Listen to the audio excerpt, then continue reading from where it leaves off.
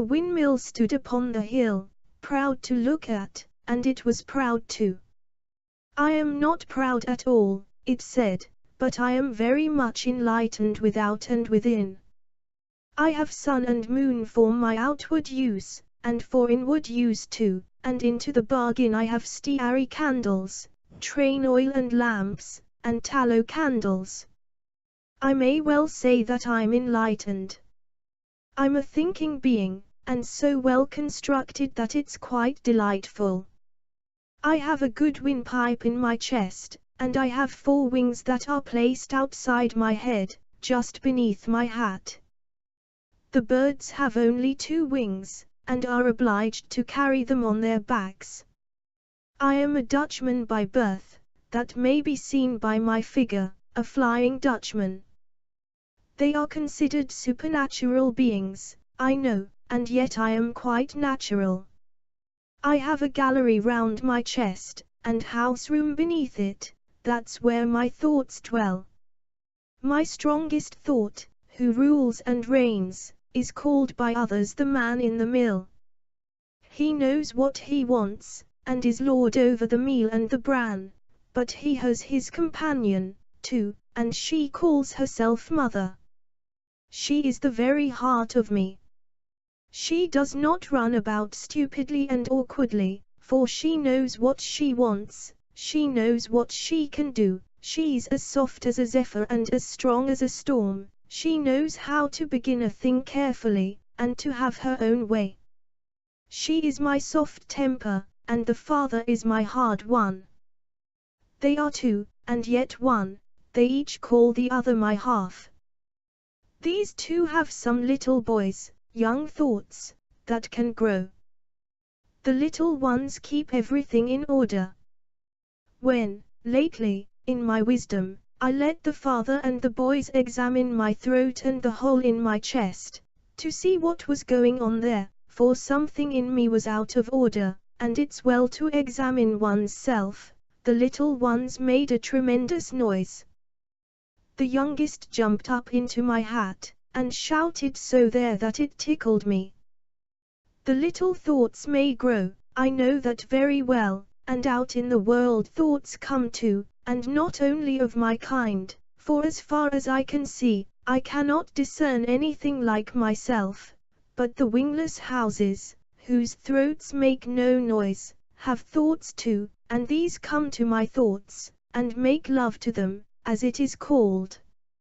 It's wonderful enough, yes, there are many wonderful things.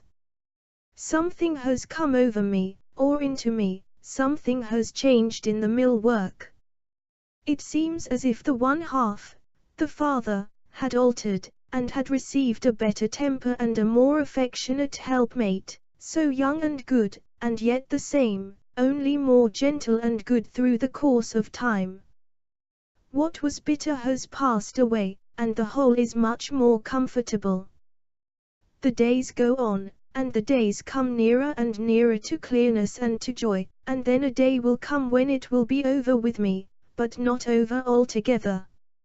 I must be pulled down that I may be built up again, I shall cease, but yet shall live on. To become quite a different being, and yet remain the same.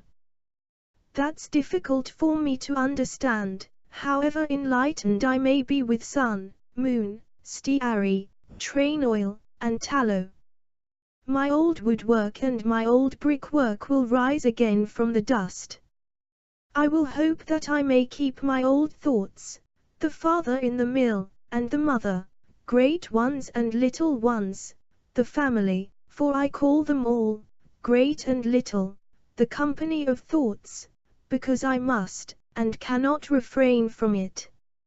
And I must also remain myself, with my throat in my chest, my wings on my head, the gallery round my body, else I should not know myself, nor could the others know me, and say, there's the mill on the hill, proud to look at, and yet not proud at all. That is what the mill said. Indeed, it said much more, but that is the most important part. And the days came, and the days went, and yesterday was the last day. Then the mill caught fire. The flames rose up high, and beat out and in, and bit at the beams and planks, and ate them up. The mill fell, and nothing remained of it but a heap of ashes. The smoke drove across the scene of the conflagration, and the wind carried it away. Whatever had been alive in the mill remained, and what had been gained by it has nothing to do with this story. The miller's family, one soul, many thoughts, and yet only one, built anew, a splendid mill, which answered its purpose. It was quite like the old one, and people said, "Why, yonder is the mill on the hill, proud to look at." But this mill was better arranged, more according to the time than the last, so that progress might be made. The old beams had become worm-eaten and spongy, they lay in dust and ashes. The body of the mill did not rise out of the dust as they had believed it would do. They had taken it literally, and all things are not to be taken literally.